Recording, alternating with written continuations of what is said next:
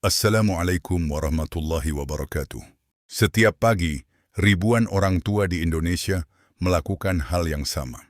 Mereka mengantar anak-anaknya ke sekolah, ke madrasah, ke pesantren, lalu kembali ke rumah dengan satu keyakinan sederhana, bahwa anak yang mereka titipkan akan dijaga dengan baik. Bagi sebagian keluarga, keputusan mengirim anak ke pesantren bukanlah keputusan kecil. Ada yang harus menjual hasil panen. Ada yang menyisihkan penghasilan sedikit demi sedikit. Ada yang rela berpisah dengan anaknya untuk pertama kali. Semua dilakukan karena satu harapan. Agar anak mereka tumbuh menjadi manusia yang berilmu, berakhlak, dan dekat dengan agama. Karena itulah pesantren memiliki tempat yang istimewa dalam kehidupan masyarakat Indonesia. Jauh sebelum Indonesia merdeka, pesantren telah hadir sebagai pusat pendidikan, tempat belajar agama, tempat pembentukan karakter, dan tempat lahirnya banyak tokoh bangsa, di mata banyak orang tua. Pesantren bukan sekadar lembaga pendidikan. Pesantren adalah tempat menitipkan masa depan. Namun setiap kepercayaan selalu melahirkan amanah. Dan setiap amanah selalu membawa tanggung jawab. Pertanyaannya, apa yang terjadi ketika amanah yang begitu besar diuji? Dalam beberapa tahun terakhir, publik Indonesia dikejutkan oleh sejumlah kasus kekerasan seksual yang terjadi di lingkungan pendidikan keagamaan. Kasus-kasus tersebut muncul di berbagai daerah, dengan pelaku yang berbeda, dengan korban yang berbeda, dan dengan kronologi yang berbeda. Namun ketika diperhatikan lebih dekat, muncul pola yang sulit diabaikan. Ada korban yang membutuhkan waktu lama untuk berbicara. Ada keluarga yang harus berjuang mencari keadilan. Ada komunitas yang mengalami guncangan kepercayaan. Dan ada pertanyaan yang terus berulang. Mengapa hal seperti ini bisa terjadi? Apakah persoalannya terletak pada individu? Apakah persoalannya terletak pada sistem? Ataukah ada sesuatu yang lebih dalam yang selama ini luput dari perhatian? Dokumenter ini tidak dibuat untuk menghakimi pesantren. Tidak pula untuk menghapus jasa besar pesantren dalam sejarah bangsa. Sebaliknya, dokumenter ini lahir dari keyakinan bahwa sesuatu yang sangat berharga harus dijaga. Dan sesuatu yang ingin dijaga harus berani diperbaiki ketika menghadapi masalah. Karena tujuan dari mencari kebenaran bukanlah menghancurkan, melainkan menjaga. Tujuan dari koreksi bukan mempermalukan, melainkan memperbaiki. Dan tujuan dari keadilan bukan membalas, melainkan memastikan bahwa amanah tetap hidup. Sepanjang perjalanan ini, kita akan melihat berbagai kasus, mendengar berbagai suara, mempelajari berbagai pola yang berulang, dan mencoba memahami hubungan antara kepercayaan, kekuasaan, keberanian, dan amanah. Karena pada akhirnya, pertanyaan terbesar dalam film ini bukanlah siapa yang salah, melainkan bagaimana menjaga amanah ketika kepercayaan yang begitu besar telah diletakkan di tangan manusia. Dan mungkin dari situlah seluruh perjalanan ini harus dimulai. Dari seorang ayah, dari seorang ibu, dan dari seorang anak yang dititipkan. Jika berbicara tentang pendidikan di Indonesia, sebagian orang mungkin langsung membayangkan sekolah, ruang kelas, papan tulis, dan seragam. Namun jauh sebelum sistem pendidikan modern berkembang seperti sekarang, Nusantara telah mengenal lembaga pendidikan yang tumbuh dari tengah masyarakat. Lembaga itu adalah pesantren. Selama berabad-abad, pesantren tidak hanya menjadi tempat belajar agama. Pesantren juga menjadi tempat pembentukan karakter, tempat belajar hidup, tempat menanamkan disiplin, kesederhanaan, kemandirian, dan tanggung jawab. Di banyak daerah, pesantren bahkan menjadi pusat kehidupan sosial masyarakat. Tempat orang bertanya ketika menghadapi persoalan, tempat masyarakat mencari nasihat, dan tempat lahirnya tokoh-tokoh yang kelak berperan dalam perjalanan bangsa. Sejarah Indonesia mencatat bahwa pesantren memiliki kontribusi yang sangat besar, ya dalam perjuangan melawan penjajahan, dalam pendidikan masyarakat, dalam dakwah, maupun dalam menjaga kehidupan keagamaan di berbagai daerah. Karena itulah hubungan antara masyarakat dan pesantren bukan sekadar hubungan antara siswa dan sekolah. Hubungan itu dibangun di atas sesuatu yang lebih dalam, yaitu kepercayaan. Orang tua mempercayakan anaknya, masyarakat mempercayakan pendidikan moral generasi muda. Dan para santri mempercayakan proses belajar mereka kepada para guru. Kepercayaan inilah yang menjadi fondasi utama pesantren. Namun kepercayaan selalu melahirkan amanah. Semakin besar kepercayaan, semakin besar pula amanah yang harus dijaga. Dalam Islam, amanah memiliki kedudukan yang sangat penting. Al-Quran memerintahkan agar amanah disampaikan kepada yang berhak menerimanya, dan agar setiap keputusan dijalankan dengan adil. Karena amanah bukan sekadar tugas. Amanah adalah tanggung jawab moral. Tanggung jawab yang kelak akan dipertanggungjawabkan. Itulah sebabnya para ulama klasik seringkali merasa takut ketika diberi kepercayaan yang besar. Bukan karena mereka tidak mampu, tetapi karena mereka memahami beratnya pertanggungjawaban yang menyertai amanah tersebut. Dalam banyak riwayat, jabatan bahkan tidak selalu dipandang sebagai kehormatan. Kadang justru dipandang sebagai ujian. Semakin besar pengaruh seseorang, semakin besar pula tanggung jawabnya. Semakin banyak orang yang mempercayainya, semakin besar pula kewajibannya untuk menjaga kepercayaan itu. Prinsip yang sama berlaku dalam dunia pendidikan. Seorang guru tidak hanya mengajarkan ilmu, ia juga menerima kepercayaan. Seorang pengasuh pesantren tidak hanya memimpin lembaga, ia juga memegang amanah dari orang tua yang menitipkan anak-anak mereka. Dan karena itulah hubungan antara guru dan murid memiliki kedudukan yang sangat istimewa dalam tradisi Islam. Hubungan tersebut dibangun di atas penghormatan, kepercayaan, dan keyakinan bahwa ilmu akan digunakan untuk kebaikan. Namun justru karena hubungan itu dibangun di atas kepercayaan yang begitu besar, maka setiap penyalahgunaan amanah memiliki dampak yang jauh lebih luas. Karena yang terluka bukan hanya individu, tetapi juga kepercayaan yang menjadi fondasinya. Mungkin inilah alasan mengapa setiap kasus yang muncul di lingkungan pendidikan, keagamaan selalu mengguncang perhatian publik. Bukan semata-mata karena perbuatannya, tetapi karena peristiwa tersebut terjadi di ruang yang selama ini dibangun di atas kepercayaan. Dan ketika kepercayaan itu terguncang, masyarakat mulai bertanya, apa yang sebenarnya terjadi?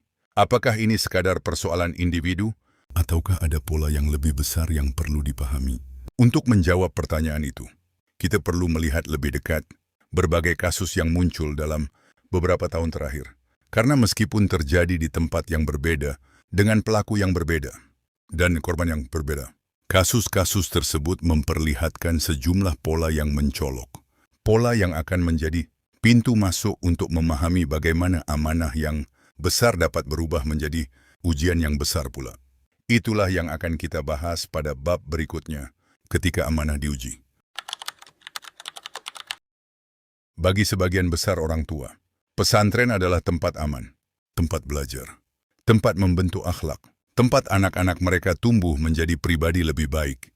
Karena itulah setiap kasus kekerasan seksual yang muncul di lingkungan pendidikan keagamaan selalu menimbulkan guncangan yang lebih besar daripada sekadar sebuah berita kriminal. Yang terguncang bukan hanya korban, tetapi juga kepercayaan. Dalam beberapa tahun terakhir, publik Indonesia dikejutkan oleh sejumlah kasus yang terjadi di berbagai daerah. Lokasinya berbeda, pelakunya berbeda, korbannya berbeda. Namun ketika diperhatikan lebih dekat, muncul pola yang sulit diabaikan. Di Kabupaten Pati, Jawa Tengah, sebuah kasus yang mencuat pada tahun 2025-26 menarik perhatian nasional. Komnas Perempuan turun langsung melakukan pemantauan dan menegaskan bahwa korban harus menjadi fokus utama penanganan kasus. Yang menarik, lembaga tersebut tidak hanya menyoroti dugaan tindakan pelaku. Mereka juga menyoroti relasi kuasa, ketokohan agama, stigma sosial, serta hambatan pelaporan yang dihadapi korban. Artinya, persoalan yang muncul tidak sesederhana hubungan antara pelaku dan korban. Ada faktor-faktor sosial yang membuat korban menghadapi kesulitan untuk mencari pertolongan. Di Jombang, Jawa Timur, kasus lain berkembang menjadi perhatian nasional. Perjalanan kasus berlangsung selama bertahun-tahun sebelum akhirnya mencapai proses hukum yang lengkap. Korban tidak hanya berhadapan dengan individu yang dilaporkan. Mereka juga berhadapan dengan pengaruh sosial yang mengelilingi individu tersebut. Berbagai lembaga negara akhirnya ikut memberikan perhatian terhadap proses penanganan kasus. Mulai dari Komnas Perempuan, LPSK, Ombudsman, hingga Kompolnas. Di Magelang, kasus lain memperlihatkan pola yang serupa. Pengadilan dalam putusannya menyoroti penyalahgunaan kedudukan, kepercayaan, dan kerentanan korban. Perhatian hakim tidak hanya tertuju pada tindakan yang dilakukan, tetapi juga pada hubungan yang tidak setara antara pelaku dan korban. Ketika tiga kasus ini diletakkan berdampingan, muncul pertanyaan yang sulit diabaikan. Apakah ini hanya kebetulan? Ataukah ada pola yang berulang? Mari kita lihat. Dalam kasus Pati, pelaku berada dalam posisi yang dihormati. Dalam kasus Jombang, pelaku memiliki pengaruh sosial yang besar. Dalam kasus Magelang, pelaku memiliki otoritas sebagai pimpinan lembaga. 3 kasus, 3 daerah, 3 pelaku yang berbeda. Tetapi satu pola yang sama, otoritas. Dan bukan hanya itu. Dalam ketiga kasus tersebut, korban berada pada posisi yang jauh lebih lemah dibanding pelaku. Mereka bergantung pada lingkungan pendidikan yang sama. Mereka berada dalam relasi yang tidak setara. Dan mereka menghadapi hambatan yang tidak kecil untuk berbicara. Semakin lama pola-pola ini dipelajari, semakin jelas bahwa persoalan yang sedang kita hadapi bukan hanya persoalan individu. Jika hanya satu kasus, kita mungkin menyebutnya penyimpangan pribadi. Jika 2 kasus, mungkin masih dianggap kebetulan. Tetapi ketika pola yang sama muncul berulang kali, di tempat yang berbeda, pada waktu yang berbeda, dan pada pelaku yang berbeda, maka perhatian harus mulai bergeser dari individu menuju mekanisme yang memungkinkan penyalahgunaan amanah terjadi. Karena setiap kasus yang berhasil terungkap sesungguhnya meninggalkan 2 pertanyaan. Pertanyaan pertama, mengapa pelaku bisa melakukan itu? Pertanyaan kedua, mengapa korban begitu sulit didengar? Dan semakin dalam kita mempelajari berbagai kasus tersebut, semakin tampak bahwa pertanyaan kedua mungkin jauh lebih penting daripada yang pertama. Karena hampir seluruh pola yang muncul akhirnya bermuara pada satu persoalan yang sama. Korban menghadapi hambatan untuk berbicara, lingkungan menghadapi hambatan untuk mendengar, dan komunitas menghadapi hambatan untuk mengoreksi. Di titik itulah, kita mulai memahami bahwa persoalan ini tidak hanya berbicara tentang tindakan seseorang, tetapi juga tentang relasi kuasa, tentang kepercayaan, tentang pengaruh, dan tentang bagaimana sebuah amanah yang besar dapat berubah menjadi ujian yang besar. Untuk memahami hal itu, kita harus mulai dari mereka yang paling sering tidak terdengar. Mereka yang suaranya sering tenggelam di balik perdebatan. Mereka yang sering diminta diam. Mereka yang sering memikul beban paling berat. Korban. Karena untuk memahami mengapa sebuah amanah bisa gagal dijaga, kita harus terlebih dahulu memahami mengapa sebagian korban begitu sulit didengar. Ketika sebuah kasus akhirnya terungkap, publik biasanya segera bertanya, mengapa baru bicara sekarang? Mengapa baru melapor sekarang? Mengapa tidak sejak awal? Pertanyaan-pertanyaan itu terdengar wajar. Namun seringkali pertanyaan tersebut berangkat dari sudut pandang orang yang berada di luar peristiwa, bukan dari sudut pandang orang yang mengalaminya. Karena bagi sebagian korban, persoalan terbesar bukan bagaimana melapor. Persoalan terbesar adalah bagaimana bertahan. Bayangkan seorang anak atau remaja yang sedang berusaha memahami apa yang terjadi pada dirinya. Ia bingung, ia takut, ia tidak yakin apakah yang dialaminya akan dipercaya orang lain. Dan pada saat yang sama, ia harus berhadapan dengan seseorang yang berada pada posisi jauh lebih kuat daripada dirinya. Seseorang yang dihormati, didengar, dipercaya, dan mungkin selama ini dianggap sebagai teladan. Dalam situasi seperti itu, keputusan untuk berbicara bukanlah keputusan yang sederhana. Seringkali ia menjadi pergulatan panjang yang berlangsung dalam kesunyian. Karena sebelum korban bertanya, bagaimana saya melapor? Mereka seringkali lebih dahulu bertanya, apakah ada yang akan percaya? Pertanyaan itu terdengar sederhana, tetapi justru disitulah inti persoalannya. Dalam berbagai kasus yang telah kita pelajari, hambatan terbesar seringkali bukan ketiadaan hukum, bukan pula ketiadaan aturan. Hambatan terbesar adalah ketakutan. Takut dianggap berbohong, takut disalahkan, takut dicap pembuat masalah, takut dikucilkan, takut merusak nama baik lembaga yang selama ini mereka hormati. Dan kadang-kadang takut menghadapi kenyataan bahwa Orang yang mereka hormati ternyata telah menyakiti mereka. Bagi sebagian orang, ketakutan terakhir itu mungkin yang paling berat.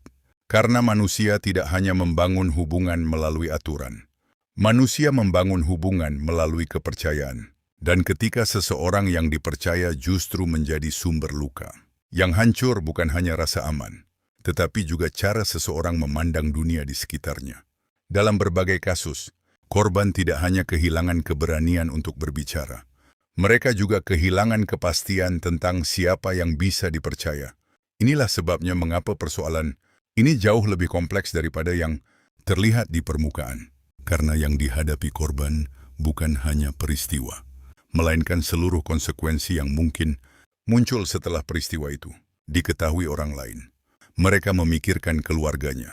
Mereka memikirkan teman-temannya. Mereka memikirkan lingkungan tempat mereka belajar.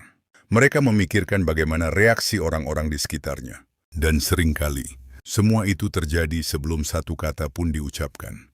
Disinilah relasi kuasa memainkan peran yang sangat penting. Dalam berbagai kasus yang telah kita pelajari, pelaku bukan orang asing. Mereka berada di dalam lingkaran kepercayaan. Mereka memiliki pengaruh, memiliki otoritas, memiliki kedudukan. Dan karena itulah korban tidak hanya berhadapan dengan individu. Mereka berhadapan dengan reputasi individu tersebut. Mereka berhadapan dengan penghormatan yang diberikan masyarakat kepada individu tersebut. Jadi mereka berhadapan dengan kemungkinan bahwa orang lain akan lebih percaya kepada pelaku daripada kepada dirinya. Bayangkan betapa beratnya situasi itu. Seorang anak atau remaja harus mempertimbangkan sesuatu yang bahkan orang dewasa sering kesulitan menghadapinya. Apakah mengatakan kebenaran akan membuat keadaan menjadi lebih baik, atau justru membuat hidupnya semakin sulit? Pertanyaan inilah yang membuat sebagian korban memilih diam. Bukan karena mereka tidak peduli, bukan karena mereka tidak ingin mencari keadilan, tetapi karena mereka tidak melihat jalan yang aman untuk menuju ke sana. Dan ketika tidak ada jalan yang terasa aman, diam seringkali tampak sebagai satu-satunya pilihan yang tersedia. Disinilah kita menemukan pelajaran yang sangat penting, bahwa perlindungan korban tidak dimulai ketika laporan dibuat. Perlindungan korban dimulai jauh sebelumnya.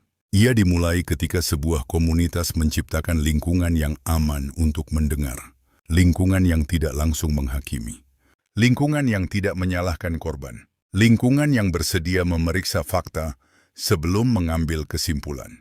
Karena dalam banyak kasus, perbedaan antara keadilan dan ketidakadilan seringkali dimulai dari satu hal yang sangat sederhana.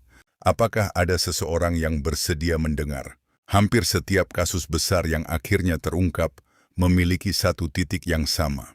Pada suatu hari, di suatu tempat, korban akhirnya menemukan seseorang yang mau mendengarkan. Mungkin seorang teman, mungkin anggota keluarga, mungkin seorang guru, mungkin seorang pendamping, dan mungkin hanya seseorang yang berkata, "Aku percaya padamu." Kalimat itu pendek, tetapi bagi sebagian korban, kalimat itu dapat menjadi awal dari keberanian yang mengubah segalanya. Karena pada akhirnya, banyak kasus tidak bertahan lama karena korban tidak memiliki suara. Banyak kasus bertahan lama karena suara itu tidak menemukan ruang untuk didengar. Dan ketika suara-suara yang paling lemah tidak mendapatkan tempat, sebuah komunitas perlahan kehilangan salah satu kemampuan terpentingnya. Kemampuan untuk melindungi mereka yang paling membutuhkan perlindungan. Namun persoalan tidak berhenti di sana. Karena meskipun korban berhasil berbicara, masih ada pertanyaan lain yang tidak kalah penting. Mengapa lingkungan di sekitarnya seringkali tidak segera bertindak? Mengapa tanda-tanda awal kadang diabaikan? Dan mengapa komunitas yang sebenarnya menginginkan kebaikan dapat terjebak dalam budaya diam? Untuk menjawab pertanyaan itu, kita harus melihat lebih jauh daripada individu. Kita harus melihat bagaimana sebuah komunitas bekerja. Dan bagaimana diam dapat menjadi kebiasaan yang perlahan diterima sebagai sesuatu yang normal. Itulah yang akan kita bahas pada bab berikutnya, ketika semua orang diam. Ada sebuah pertanyaan yang sering muncul setiap kali sebuah kasus besar akhirnya terungkap. Mengapa tidak ada yang menghentikannya lebih awal? Pertanyaan itu terdengar sederhana. Namun jawabannya jauh lebih rumit daripada yang dibayangkan. Karena hampir tidak ada kasus besar yang muncul tanpa tanda-tanda. Biasanya ada kegelisahan, ada desas-desus, ada perilaku yang dianggap tidak biasa, ada cerita yang beredar dari mulut ke mulut, ada orang yang merasa ada sesuatu yang tidak beres. Namun seringkali tanda-tanda tersebut tidak berkembang menjadi tindakan, tidak berkembang menjadi pemeriksaan, dan tidak berkembang menjadi koreksi. Mengapa? Karena manusia tidak hidup sendirian. Setiap manusia berada di dalam sebuah komunitas, di dalam jaringan hubungan sosial, di dalam lingkungan yang memengaruhi cara berpikir dan cara bertindaknya. Dan dalam lingkungan seperti itu, diam seringkali terasa lebih mudah daripada berbicara, lebih aman daripada bertanya, lebih nyaman daripada mempertanyakan sesuatu yang selama ini dianggap baik-baik saja. Sebagian orang takut salah. Mereka khawatir tuduhannya tidak benar. Mereka takut dianggap memfitnah, takut dianggap mencari masalah.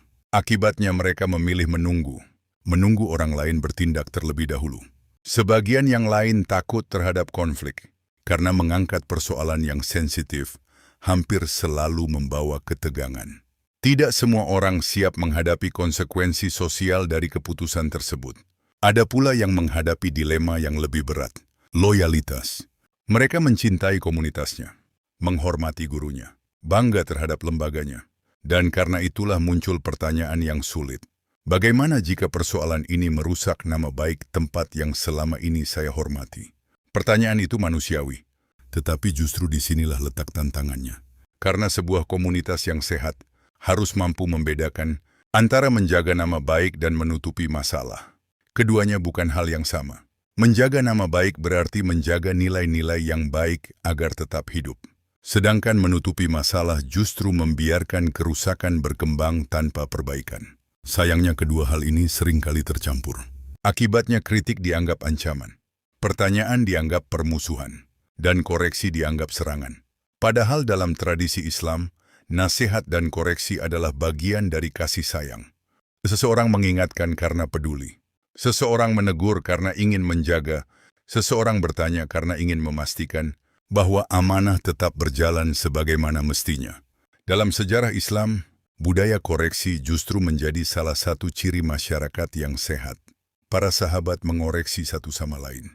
Para ulama saling mengingatkan. Bahkan para pemimpin menerima kritik dari masyarakat. Bukan karena mereka tidak dihormati, tetapi karena mereka memahami bahwa tidak ada manusia yang berada di atas kebenaran. Kebenaranlah yang harus berada di atas manusia.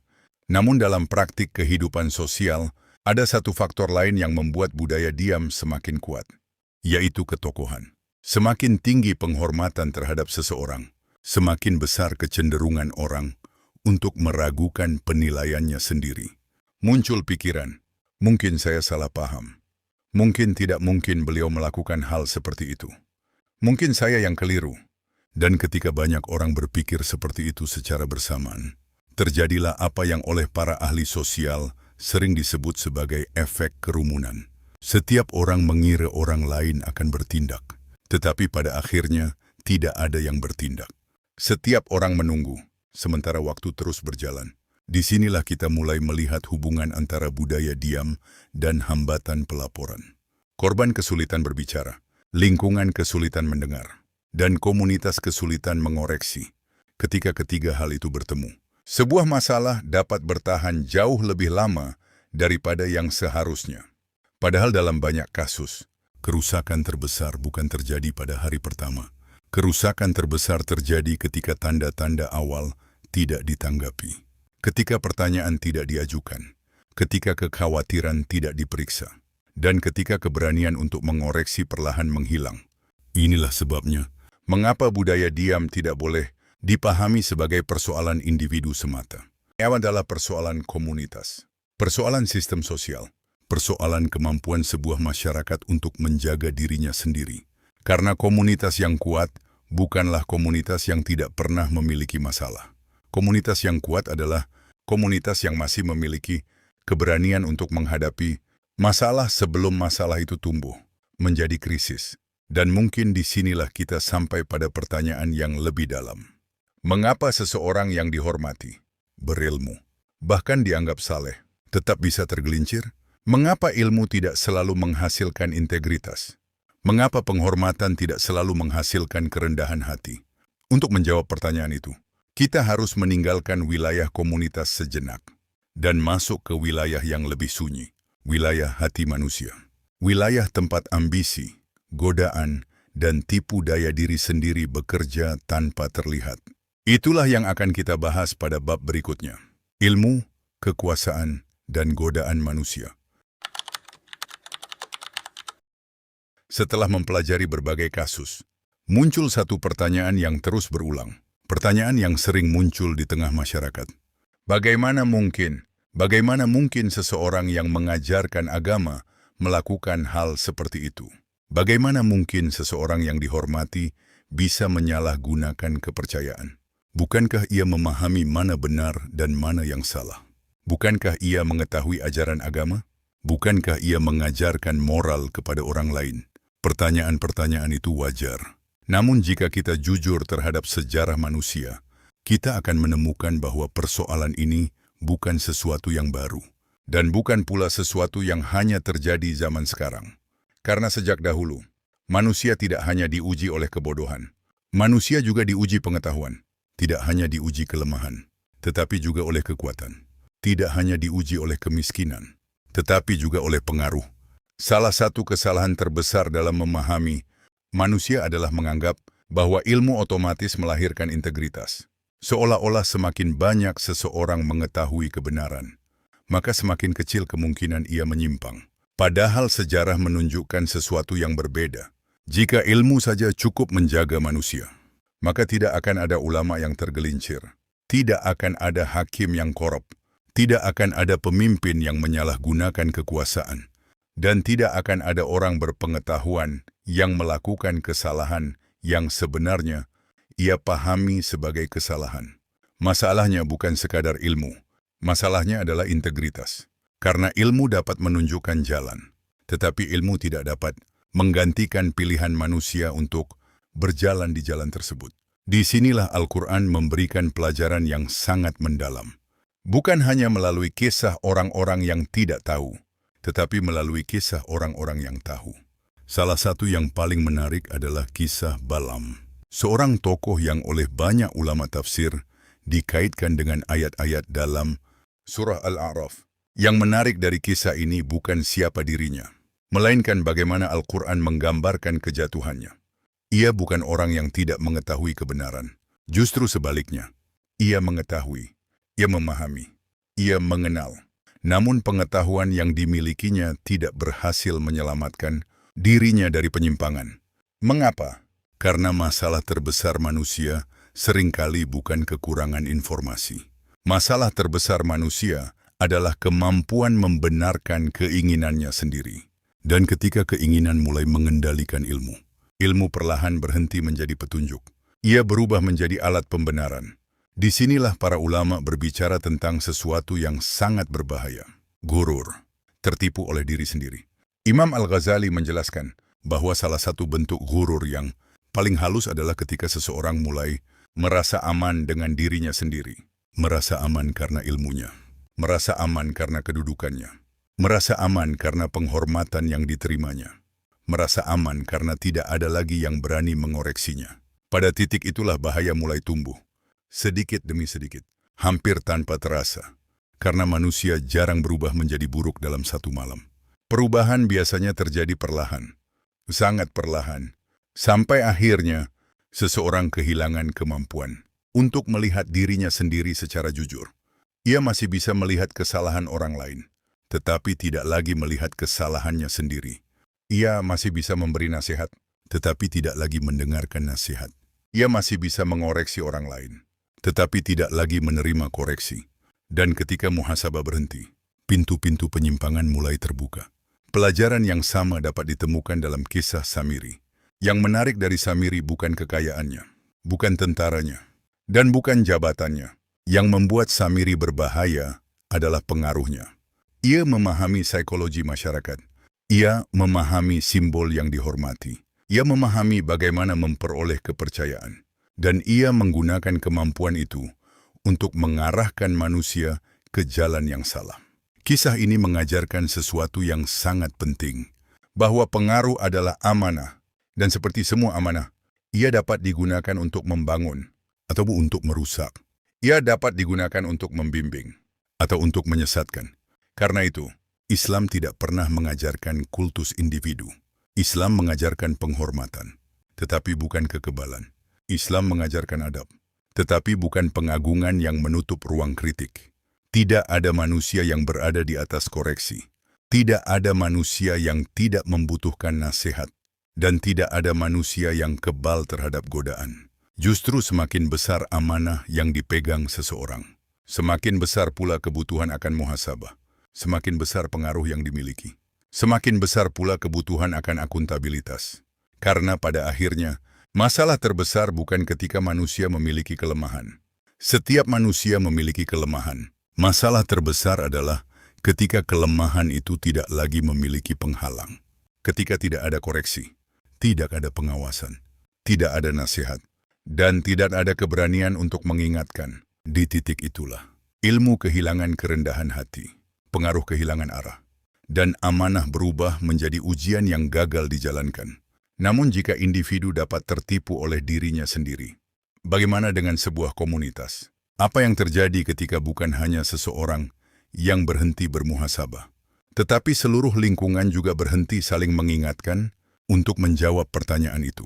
Kita harus kembali kepada salah satu peringatan paling kuat dalam Al-Quran, tentang sebuah kaum yang tidak dihancurkan karena kurang ilmu, melainkan karena mereka berhenti mengoreksi satu sama lain. Itulah yang akan kita bahas pada bab berikutnya. Bani Israel dan hilangnya budaya koreksi. Salah satu pelajaran paling penting dalam sejarah manusia adalah bahwa sebuah komunitas tidak selalu hancur karena kurang pengetahuan, tidak selalu hancur karena kurangnya orang baik, dan tidak selalu hancur karena tidak adanya aturan. Seringkali sebuah komunitas mulai mengalami kerusakan ketika kehilangan kemampuan mengoreksi diri sendiri, ketika kesalahan masih terlihat, tetapi tidak lagi ditegur, ketika penyimpangan masih disadari, tetapi tidak lagi diperbaiki, dan ketika orang-orang yang mengetahui sesuatu memilih diam karena merasa lebih aman. Al-Quran memberikan peringatan yang sangat kuat mengenai hal ini melalui Surah Al-Ma'idah ayat 78 dan 79. Ayat tersebut berbicara tentang sebagian Bani Israel yang mendapat kecaman, bukan semata-mata karena ada kemungkaran, tetapi karena mereka tidak saling mencegah kemungkaran yang terjadi di tengah mereka. Mereka melihat, tetapi tidak bertindak. Mereka mengetahui, tetapi tidak mengoreksi. Mereka menyadari, tetapi membiarkan. Dan dalam pandangan Al-Quran, sikap seperti itu yang menjadi bagian dari persoalan.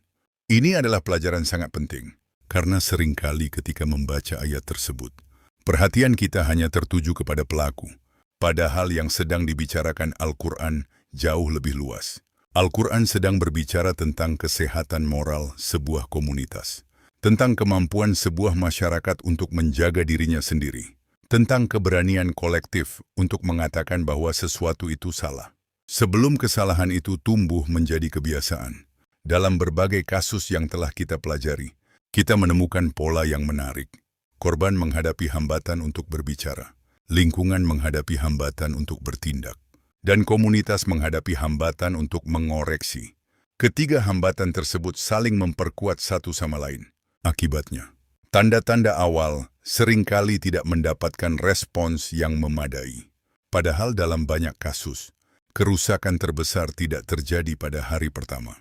Kerusakan terbesar terjadi ketika tanda-tanda awal tidak diperhatikan, ketika pertanyaan tidak diajukan, ketika kekhawatiran tidak ditindaklanjuti, dan ketika loyalitas terhadap individu mulai mengalahkan loyalitas terhadap nilai. Disinilah kita perlu membedakan dua hal yang sering tercampur. Loyalitas terhadap kebenaran dan loyalitas terhadap figur. Loyalitas terhadap kebenaran mendorong seseorang untuk memperbaiki kesalahan, karena ia ingin menjaga amanah.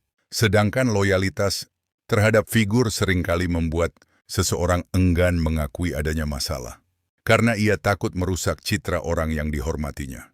Padahal dalam tradisi Islam, kebenaran selalu ditempatkan di atas manusia. Para sahabat mengoreksi para pemimpin. Para ulama saling mengingatkan. Dan para pemimpin yang baik justru meminta masyarakat untuk menunjukkan kesalahan mereka jika mereka keliru. Salah satu contoh yang sering dikutip adalah sikap Umar bin Khattab ketika beliau berkata bahwa tidak ada kebaikan pada masyarakat yang tidak mau menyampaikan kritik, dan tidak ada kebaikan pada pemimpin yang tidak mau mendengarnya. Kalimat itu menunjukkan sesuatu yang sangat penting, bahwa kritik bukan ancaman bagi komunitas yang sehat. Kritik adalah mekanisme perlindungan. Nasihat bukan bentuk permusuhan. Nasihat adalah bentuk kepedulian. Dan koreksi bukan upaya menjatuhkan. Koreksi adalah cara menjaga agar amanah tidak menyimpang dari tujuannya. Sayangnya, dalam banyak komunitas modern, kritik seringkali dipahami secara berbeda. Orang yang bertanya dianggap mencari masalah. Orang yang mengingatkan dianggap tidak loyal. Dan orang yang mengoreksi dianggap menyerang. Ketika cara pandang seperti ini tumbuh, budaya koreksi mulai melemah. Lalu muncul budaya diam. Dan ketika budaya diam bertahan terlalu lama, sebuah komunitas kehilangan salah satu sistem pertahanan terpentingnya. Karena setiap manusia memiliki kelemahan. Setiap manusia bisa tergelincir. Dan setiap manusia membutuhkan orang lain yang berani mengingatkannya. Itulah sebabnya hilangnya budaya koreksi merupakan persoalan yang jauh lebih besar daripada kesalahan individu. Kesalahan individu dapat diperbaiki. Tetapi ketika sebuah komunitas kehilangan kemampuan untuk mengoreksi dirinya sendiri, risikonya jauh lebih luas. Karena kesalahan dapat berulang, pola dapat berulang, dan krisis dapat kembali muncul di masa depan. Mungkin inilah pelajaran terbesar dari ayat-ayat tersebut, bahwa menjaga amanah bukan hanya tugas individu. Menjaga amanah juga merupakan tanggung jawab komunitas. Tanggung jawab untuk mendengar. Tanggung jawab untuk mengingatkan. Dan tanggung jawab untuk menempatkan kebenaran di atas rasa nyaman. Karena ketika budaya koreksi menghilang, yang terancam bukan hanya satu orang, bukan hanya satu lembaga, tetapi kepercayaan yang selama ini menjadi fondasi kehidupan bersama. Dan ketika kepercayaan mulai retak, masyarakat memasuki fase yang jauh lebih berbahaya. Fase yang tidak lagi ditandai oleh satu kasus, melainkan oleh sesuatu yang lebih luas. Krisis kepercayaan. Itulah yang akan kita bahas pada bab berikutnya. Ada banyak hal yang dapat diperbaiki ketika rusak. Bangunan dapat dibangun kembali. Jalan dapat diperbaiki. Kekayaan yang hilang dapat dicari kembali. Bahkan kekuasaan yang hilang dapat direbut kembali. Namun ada satu hal yang jauh lebih sulit dipulihkan. Kepercayaan. Karena kepercayaan tidak dibangun dalam sehari. Ia tumbuh perlahan. Dibentuk oleh pengalaman, diperkuat oleh keteladanan, dan diwariskan dari satu generasi ke generasi berikutnya. Dalam konteks pesantren, kepercayaan adalah fondasi yang membuat semuanya berjalan. Orang tua mempercayakan anak-anak mereka, santri mempercayakan proses belajarnya, dan masyarakat mempercayakan sebagian pendidikan moral generasi muda kepada lembaga pendidikan keagamaan. Tanpa kepercayaan, hubungan tersebut tidak mungkin bertahan. Karena itu, ketika terjadi penyalahgunaan amanah, yang terdampak bukan hanya korban. Yang terguncang bukan hanya pelaku. Yang ikut terdampak adalah jaringan kepercayaan yang menghubungkan banyak orang. Dalam berbagai kajian ilmu sosial, kepercayaan sering disebut sebagai modal sosial. Modal yang tidak terlihat, tetapi menentukan kemampuan sebuah masyarakat untuk bekerja sama. Ketika modal sosial itu kuat, hubungan antar individu menjadi lebih sehat. Lembaga lebih dipercaya, dan masyarakat lebih mudah membangun kerjasama. Sebaliknya, ketika modal sosial melemah, kecurigaan mulai tumbuh, keraguan mulai berkembang, dan hubungan yang sebelumnya kuat menjadi rapuh. Inilah yang membuat krisis kepercayaan begitu berbahaya. Karena dampaknya tidak selalu terlihat secara langsung. Ia bekerja perlahan. Tetapi dalam jangka panjang, pengaruhnya bisa sangat besar. Ketika sebuah kasus terungkap, korban tentu menjadi pihak yang paling terdampak. Namun dampaknya tidak berhenti di sana. Orang tua mulai bertanya, apakah anak saya aman? Santri mulai bertanya, apakah saya bisa percaya? Masyarakat mulai bertanya, apakah sistem perlindungan benar-benar berjalan? Dan lembaga mulai menghadapi pertanyaan yang jauh. Lebih berat daripada sekadar persoalan reputasi. Apakah amanah yang diberikan masyarakat masih dapat dijaga? Disinilah kita perlu memahami sesuatu yang penting. Krisis kepercayaan tidak selalu muncul karena adanya kesalahan. Sebagian besar masyarakat memahami bahwa tidak ada lembaga yang sempurna, tidak ada organisasi yang sempurna, dan tidak ada manusia yang sempurna. Yang dicari masyarakat bukan kesempurnaan. Yang dicari adalah kejujuran, tanggung jawab, dan kesungguhan untuk memperbaiki kesalahan. Karena itu, ancaman terbesar terhadap kepercayaan bukanlah pengakuan atas masalah. Ancaman terbesar adalah penyangkalan, menutup mata terhadap kenyataan, atau membiarkan kesalahan berlangsung tanpa perbaikan. Sejarah menunjukkan bahwa banyak institusi besar tidak runtuh karena kesalahan pertama. Mereka runtuh karena gagal merespons kesalahan tersebut dengan benar.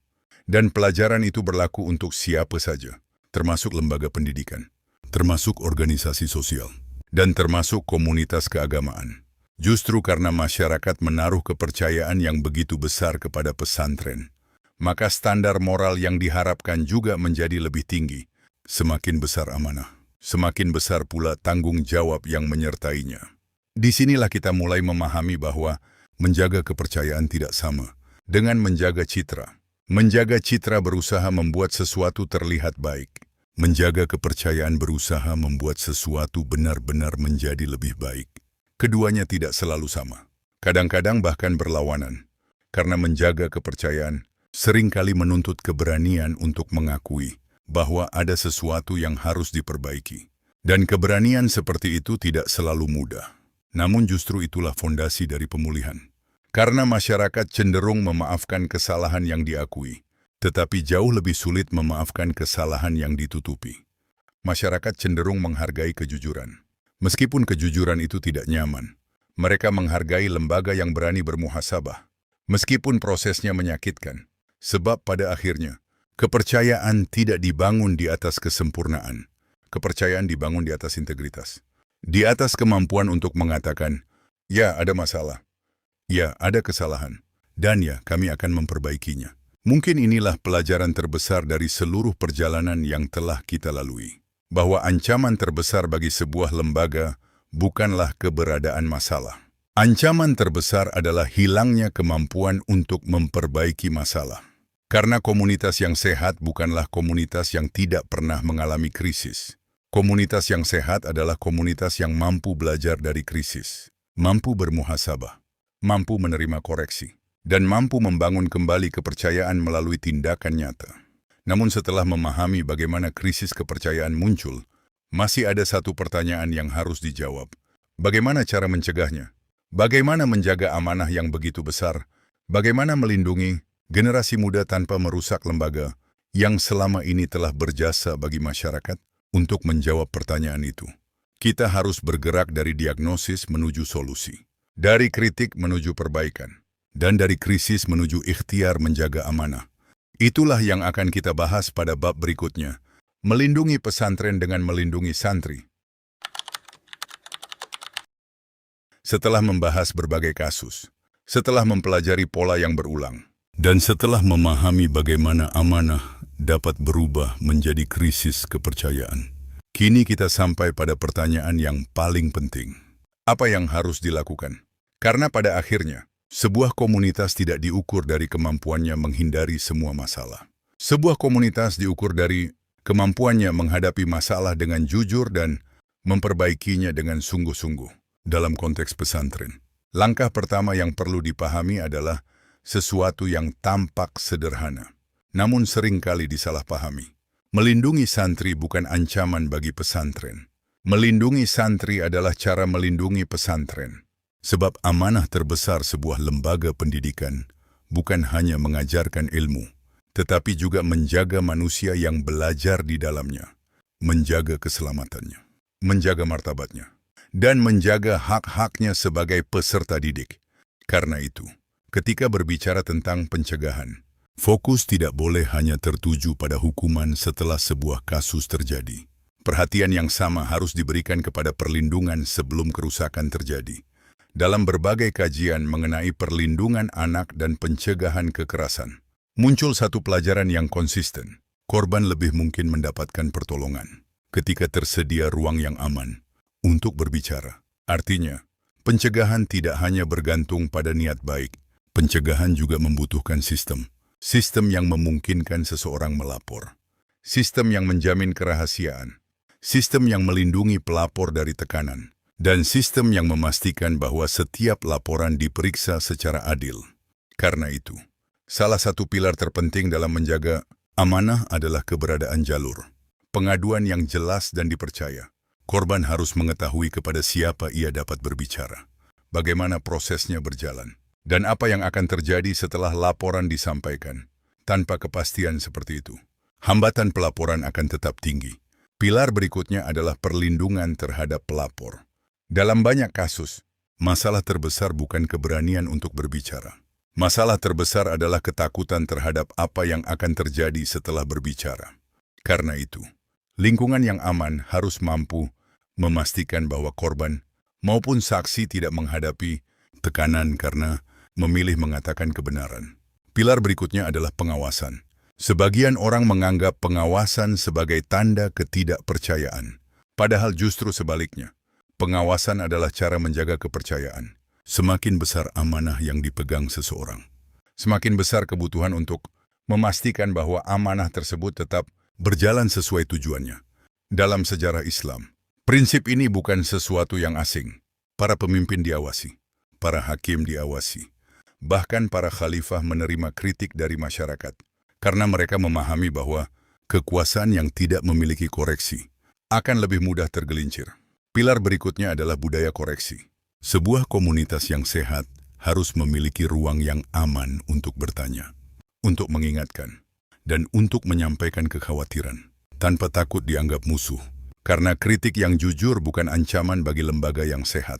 Kritik adalah salah satu cara menjaga lembaga tetap sehat. Disinilah pentingnya membedakan antara penghormatan dan kekebalan. Islam mengajarkan adab kepada guru, mengajarkan penghormatan kepada ulama, dan mengajarkan penghargaan kepada orang yang memiliki ilmu. Namun Islam tidak pernah mengajarkan bahwa seseorang berada di atas koreksi. Tidak ada manusia yang kebal dari kesalahan, dan tidak ada manusia yang tidak membutuhkan nasihat. Karena itu, penghormatan harus berjalan bersama akuntabilitas. Adab harus berjalan bersama kejujuran, dan kepercayaan harus berjalan bersama tanggung jawab.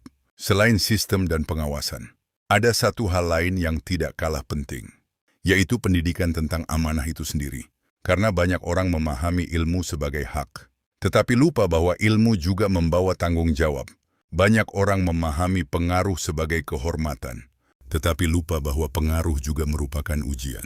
Dan banyak orang memahami jabatan sebagai kedudukan, tetapi lupa bahwa jabatan adalah pertanggungjawaban. Pesantren memiliki modal yang sangat besar untuk mengajarkan hal tersebut. Karena sejak awal tradisi pesantren dibangun di atas pembentukan akhlak. Bukan hanya transfer pengetahuan, bukan hanya kemampuan membaca kitab, tetapi juga kemampuan menjaga diri, menjaga amanah, dan menjaga hubungan dengan Allah serta sesama manusia. Mungkin karena itulah solusi yang paling kuat pada akhirnya bukan hanya soal aturan, bukan hanya soal prosedur, dan bukan hanya soal pengawasan. Solusi yang paling kuat adalah ketika sistem yang baik bertemu dengan karakter yang baik, ketika akuntabilitas bertemu dengan akhlak, ketika pengawasan bertemu dengan kejujuran, dan ketika ilmu bertemu dengan kerendahan hati.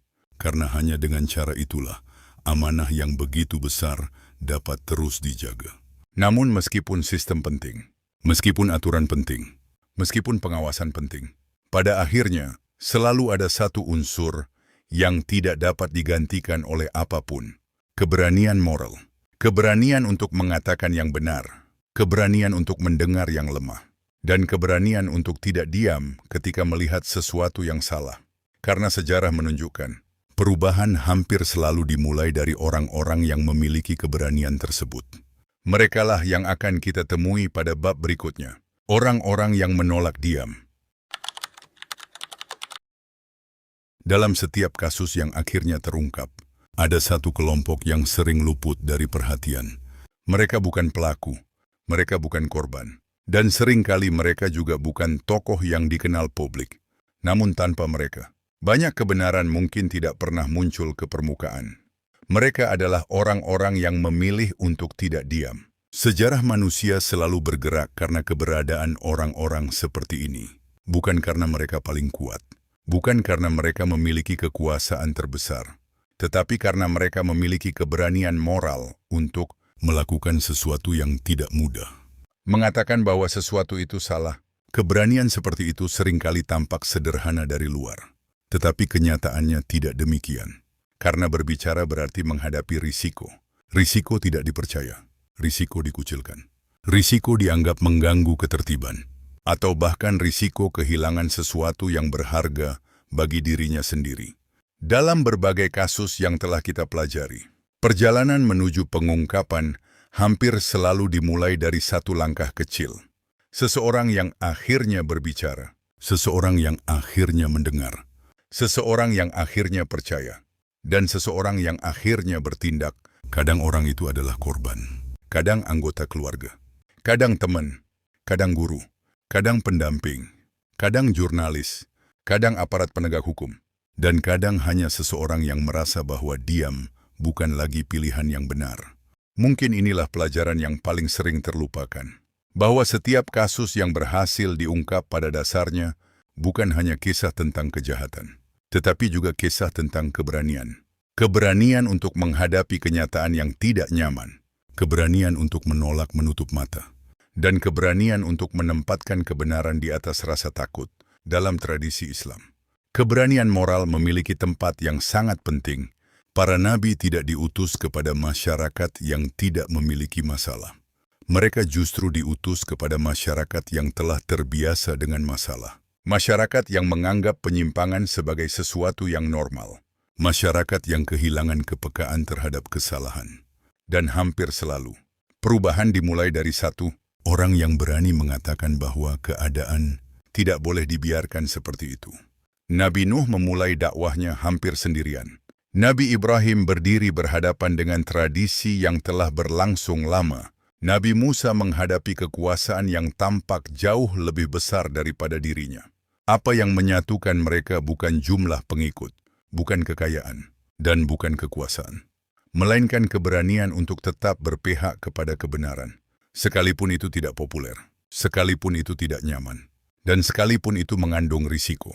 Pelajaran ini sangat relevan dengan persoalan yang sedang kita bahas, karena budaya diam tidak akan berubah dengan sendirinya. Budaya koreksi tidak akan muncul dengan sendirinya, dan kepercayaan yang rusak tidak akan pulih dengan sendirinya. Semuanya membutuhkan orang-orang yang bersedia mengambil langkah pertama. Orang-orang yang bersedia mendengar ketika orang lain mengabaikan. Orang-orang yang bersedia bertanya ketika orang lain memilih diam. Dan orang-orang yang bersedia bertindak ketika orang lain masih menunggu. Disinilah kita mulai memahami bahwa menjaga amanah bukan hanya tugas lembaga, bukan hanya tugas negara, dan bukan hanya tugas pemimpin. Menjaga amanah adalah tanggung jawab setiap orang yang memiliki kesempatan untuk melakukan hal yang benar. Karena dalam kehidupan sehari-hari, tidak semua orang akan menjadi pemimpin. Tidak semua orang akan menjadi tokoh masyarakat. Tidak semua orang akan memiliki pengaruh yang besar. Tetapi setiap orang akan menghadapi saat ketika ia harus memilih. Antara kenyamanan dan kebenaran. Antara diam dan berbicara. Antara membiarkan dan bertindak. Pilihan-pilihan itulah yang pada akhirnya membentuk masa depan sebuah komunitas. Bukan keputusan besar yang diambil sekali dalam seumur hidup, melainkan keberanian-keberanian kecil yang dilakukan setiap hari. Mungkin karena itulah harapan tidak pernah benar-benar hilang.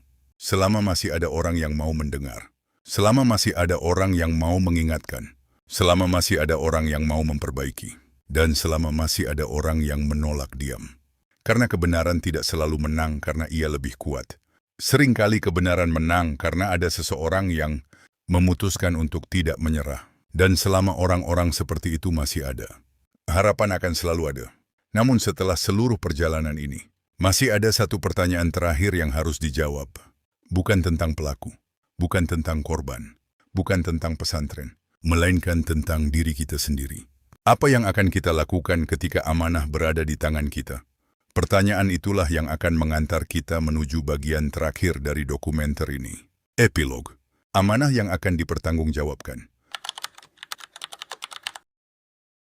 Pada akhirnya, dokumenter ini bukan hanya tentang pesantren, bukan hanya tentang korban, bukan hanya tentang pelaku, dan bukan hanya tentang berbagai kasus yang pernah muncul ke ruang publik. Jika diperhatikan lebih dalam, dokumenter ini sesungguhnya berbicara tentang sesuatu yang jauh lebih tua daripada semua peristiwa itu. Amanah, sebuah kata sederhana, tetapi memikul makna sangat besar. Karena hampir seluruh kehidupan manusia dibangun di atas amanah. Seorang ayah menerima amanah sebagai ayah, seorang ibu menerima amanah sebagai ibu, seorang guru menerima amanah sebagai guru, seorang pemimpin menerima amanah sebagai pemimpin. Dan setiap manusia menerima amanah atas dirinya sendiri. Tidak ada seorang pun yang hidup tanpa amanah. Yang berbeda hanyalah bentuknya, dan seberapa besar tanggung jawab yang menyertainya. Dalam perjalanan dokumenter ini, kita melihat bagaimana kepercayaan dapat melahirkan amanah. Kita melihat bagaimana amanah dapat berubah menjadi ujian. Kita melihat bagaimana relasi kuasa dapat disalahgunakan. Bagaimana korban dapat kesulitan berbicara. Bagaimana komunitas dapat kehilangan keberanian untuk mengoreksi. Dan bagaimana semua itu pada akhirnya dapat berkembang menjadi krisis kepercayaan. Namun kita juga melihat sesuatu yang lain. Kita melihat keberanian. Kita melihat orang-orang yang memilih mendengar. Kita melihat orang-orang yang memilih berkata jujur. Kita melihat orang-orang yang memilih berdiri di pihak yang benar meskipun tidak mudah. Karena itulah harapan selalu ada. Harapan tidak lahir dari keyakinan bahwa manusia sempurna. Harapan lahir dari keyakinan bahwa manusia mampu memperbaiki dirinya. Dan bahwa sebuah komunitas mampu belajar dari kesalahannya. Dalam Islam, amanah tidak pernah dipisahkan dari pertanggungjawaban. Karena setiap amanah pada akhirnya akan kembali kepada pemiliknya. Dan setiap manusia pada akhirnya akan diminta menjelaskan apa yang telah ia lakukan dengan amanah yang berada di tangannya. Bukan hanya amanah yang besar, tetapi juga amanah yang kecil. Bukan hanya yang terlihat manusia, tetapi juga yang hanya diketahui dirinya dan Allah. Mungkin karena itulah para ulama terdahulu lebih takut terhadap amanah daripada terhadap kehilangan kedudukan. Mereka memahami bahwa pujian manusia ada batasnya, tetapi pertanggungjawaban di hadapan Allah tidak memiliki batas yang sama. Ia tidak dapat ditunda, tidak dapat diwakilkan, dan tidak dapat dihindari. Setiap orang akan datang membawa catatannya sendiri, membawa pilihannya sendiri, membawa keputusan-keputusan yang pernah ia ambil ketika tidak ada seorang pun yang melihat. Dan disitulah amanah menemukan maknanya yang paling dalam. Bukan ketika manusia memuji, bukan ketika manusia menghormati, tetapi ketika seseorang tetap memilih melakukan hal yang benar meskipun tidak ada yang menyaksikan. Karena pada akhirnya, yang akan menyelamatkan sebuah lembaga bukan gedungnya, bukan namanya, bukan pengaruhnya, melainkan amanah yang dijaga oleh orang-orang di dalamnya. Dan yang akan menjaga sebuah bangsa bukan hanya hukum dan kekuasaan, tetapi karakter manusia yang memegang amanah tersebut. Sebab sejarah telah berkali-kali menunjukkan bahwa peradaban tidak runtuh ketika kehilangan kekayaan. Peradaban tidak runtuh ketika kehilangan kekuasaan. Peradaban mulai runtuh ketika kehilangan amanah. Maka ketika dokumenter ini berakhir, mungkin pertanyaan yang paling penting bukanlah siapa yang bersalah. Bukan pula siapa yang harus disalahkan. Melainkan, apakah kita masih memiliki keberanian untuk menjaga amanah ketika tidak ada seorang pun yang melihat, karena anak-anak datang membawa kepercayaan. Masyarakat datang membawa harapan, dan Allah menitipkan amanah. Tugas kitalah untuk memastikan bahwa amanah itu kembali dalam keadaan terjaga. Bukan karena kita sempurna, tetapi karena kita tidak pernah berhenti memperbaiki diri. Dan mungkin, disitulah perbedaan antara komunitas yang bertahan dan komunitas yang perlahan kehilangan arah.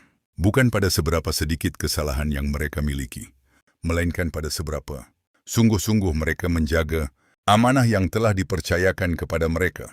Wassalamualaikum warahmatullahi wabarakatuh.